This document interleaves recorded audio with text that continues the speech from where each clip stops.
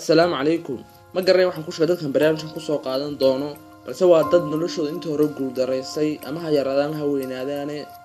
balse anigu waxaan u doonaa guul dareysay laakiin ha u qaadan inay guul dareyso nolosha ka dhicin darow awd yihiin balse waa dad taariikhda barcad ku leh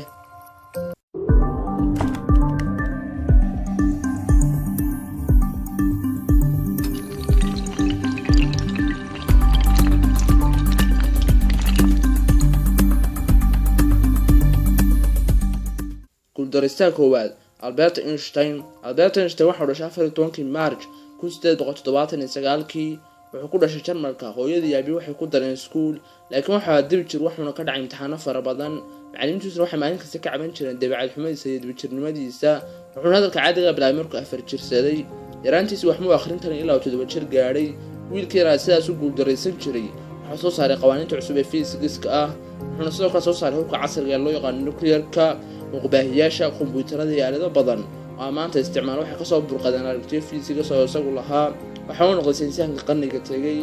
uu dareystaha labaad Michael Jordan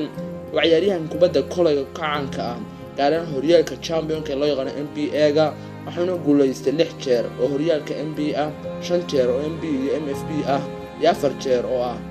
NAB-ga All Stars ka dhamaantood laakiin markuu yaraa wuxuu la soo kulmay guuldarooyin fara badan waxa laga yeeray kooxda uu ciyaari jiray markuu dugsiga sare dhigan jiray taasina waxay sababtay in muddo gurigooda qol ka mid ah hoos ka soo xidho oo hinna micinsado dhiirigelin naftiisa uu siiyay dadka kalena ka helay ayaa maanta ka dhigtay ciyaaryahanka ugu caansan kubadda kolayga guna ciyaarta fiican mar la weydiiyay siduu u guuleystay sababtii ka dambeysay inuu guuleysto ayuu yiri hadalkan cajiibka ah waxa soo guuldareystay marar badan taasina waa sababta inuu guuldareysta saddexaad Henry Ford wuxuu noloshiisa ka bilaabay meel aad u hooseysa in ka badan 5 jeerna wuxuu sheegay inuu kacay oo ku guuldareystay higsigiisii idaariga isagoo quusanay ku hantay inuu shirkadda gawaadhada ugu fiican adduunka ee Ford soo saartay malaayiin baabuur sanad kasta wuxuu guuldarada ka yiri guuldaradu waa kaliya fursad balse aad mar labaad u bilowday balse marka xariifnimo dheeraad ah laga rabaa guuldareysta afraad Stephen King